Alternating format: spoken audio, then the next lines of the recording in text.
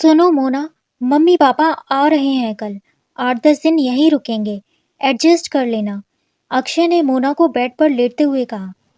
कोई बात नहीं अक्षय, आने दीजिए।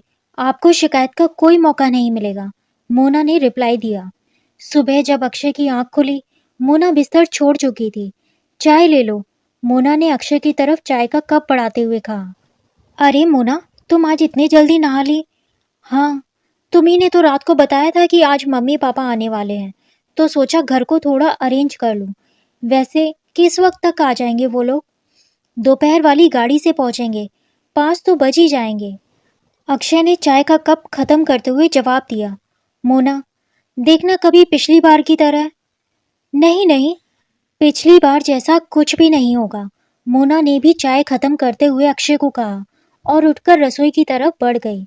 नाश्ता करने के बाद अक्षय ने मोना से पूछा, तुम तैयार नहीं हुई?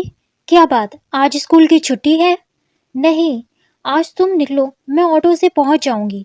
थोड़ा लेट निकलूंगी, मोना ने लंच बॉक्स थमाते हुए अक्षय को कहा। बाय बाय कहकर अक्षय बाइक से ऑफिस के लिए निकल गया और मोना घर के काम में लग गई। मुझे तो बहुत डर लग रहा है। मैं तुम्हारे कहने से अक्षय के पास जा तो रहा हूँ, लेकिन पिछली बार बहू से जिस तरह की खटपट हुई थी, मेरा तो मन ही भर गया। ना जाने ये 10 दिन कैसे जाने वाले हैं। अक्षय के पिताजी अक्षय की मम्मी से कह रहे थे। अजी भूल जाइए, बच्ची है, कुछ हमारी भी तो गलती थी। हम भी तो मोना से कुछ ज्यादा ही उम्मीद लगाए बैठे थे। उन बातों को अब साल भर बीत गया है, क्या पता कुछ बदलाव आ गया हो। इंसान हर पल कुछ नया सीखता है, क्या पता कौन सी ठोकर किसको क्या सिखा दे। अक्षय की माँ ने पिताजी को हौसला देते हुए कहा। दरअसल 2 भाइयों में अक्षय बड़ा था और अजीत छोटा। अक्षय गांव से 12वीं करके शहर आ गया आगे पढ़ने, और अजीत पढ़ाई में कमजोर था, इसलिए गांव में ही पिताजी का खेती बाड़ी में हाथ बटाने लगा। अक्षय इंजीनियरिंग करके शहर में ही 20,000 रुपए की नौकरी करने लगा। मोना से कोचिंग सेंटर में ही अक्षय की जान पहचान हुई थी। यह बात मम्मी पापा को अक्षय ने मोना से शादी के कुछ दिन पहले बताई। पिताजी कितने दिन तक नहीं माने थे इस रिश्ते के लिए, फिर भी बड़ा दिल रखकर जब पिछली बार अक्षय और मोना के पास शहर आए थे, तो मन में बड़ी उमंगे थी। पर 7-8 दिन में ही मोना के तेवर और बेटे की बेबसी के चलते वापस गांव की तरफ हो लिए। अरे भगवान, उठ जाओ, स्टेशन आ गया, उतरना नहीं है क्या? अक्षय के पिताजी की आवाज से माँ की नींद टूटी। सामान उठाकर दोनों स्टेशन से बाहर आ गए और टैक्सी में बैठकर दोनों अक्षय के घर के लिए रवाना हो गए। घर पहुंचे तो मोना घर पर ही थी। जाते ही मोना ने दोनों के पैर छुए, चाय पिलाई, नहाने के लिए गर्म पानी किया। पिताजी नहाने चले गए और मोना रसोई में खाना बनाने लगी। थोड़ी देर में अक्षय भी आ गया। फिर बैठकर सबने थोड़ी देर बातें की और खाना खाया।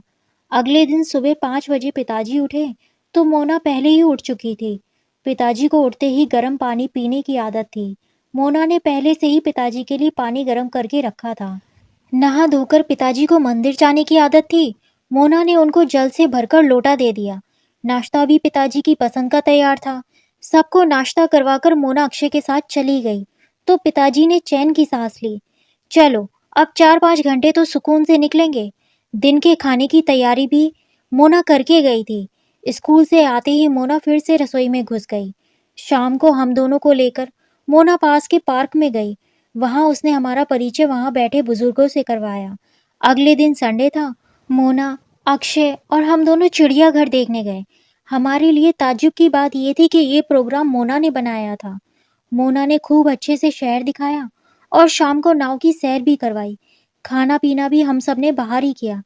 इस खुश मिजाज रूटीन से पता ही नहीं चला कि वक्त कब पंख लगाकर उड़ गया।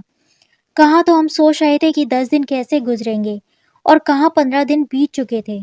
आखिर कल जब अजीत का फोन आया कि फसल तैयार हो गई है और काटने के लिए तैयार है, तो हमें अगले ही दिन गांव वापसी का प्रोग्राम बनाना पड़ा। रात का खाना खाने के बाद हम कमरे में सोने चले गए तो मोना हमारे कमरे में आ गई। उसकी आंखों से आंसू बह रहे थे। मैंने पूछा, क्या बात है बहू, क्यों रो रही हो? तो मोना ने पूछा, पिताजी, माँ जी, पहले आप लोग एक बात बताइए, पिछले 15 दिनों में कभी आपको ये महसूस हुआ कि आप अपनी बहू के पास हैं या बेटी के पास? नहीं बेटा, सच कहूँ तो तुमने हमारा मन जीत लिया। हमें किसी भी पल यह नहीं लगा कि हम अपनी बहू के पास रह रहे हैं। तुमने हमारा बहुत ख्याल रखा। लेकिन एक बात बताओ बेटा, तुम्हारे अंदर इतना बदलाव आया कैसे? पिताजी, पिछले साल मेरे भाई की शादी हुई थी। मेरे मायके की माली हालत बहुत ज़्यादा बढ़िया नहीं है। इन छुट्टियों में जब मैं वहाँ रहने गई, तो मैंने अपने माता-पिता को एक-एक चीज़ के लिए तरसते देखा। बात-बात पर भाभी के हाथों तिरस्कृत होते देखा। मेरा भाई चाहकर भी कुछ नहीं कर सकता था। मैं वहाँ उनके साथ हो रहे बर्ताव से बहुत दुखी थी। उस वक़्त मुझे अपनी करनी याद आ रही थी कि किस तरह का सलूक मैंने आप दोनों के साथ किया था। किसी ने यह बात सच ही कही है कि जैसा बोओगे वैसा काटोगे। मैं अपने माँ-बाप का भविष्य तो नहीं बदल सकती, लेकिन खुद को बदलकर मैं ये उम्मीद तो अपने आप में जगा ही सकती हूँ कि कभी मेरी भाभी में भी बदलाव आएगा और मेरे माँ-बाप भी सुखी होंगे। मोना की बात सुनकर मेरी आंखें भर आईं। मैंने बहू को खींचकर गले से लगा लिया। हाँ बेटा, एक दिन अवश्य ऐसा होगा। मोना अब भी रोई जा रही थी। उसकी आंखों से जो आंसू गिर रहे थे, वो शायद उसकी पिछली गलतियों के प्रायश्चित के आंसू थे। दोस्तों, कहानी पसंद आई हो तो चैनल को सब्सक्राइब ज़रूर करें। धन्यवाद।